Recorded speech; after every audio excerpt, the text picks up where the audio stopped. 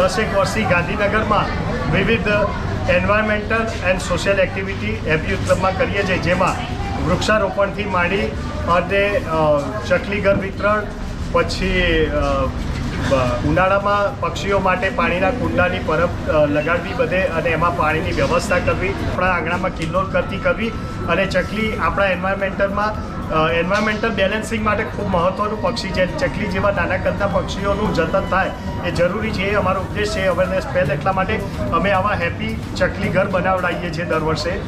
અમે 1000 ચકલી ઘરથી શરૂઆત કરી હતી. આ વર્ષે અમારું 9મું વર્ષ છે અને અમે આ વર્ષે 6400 ચકલી ઘરનું વિતરણ કર્યું છે.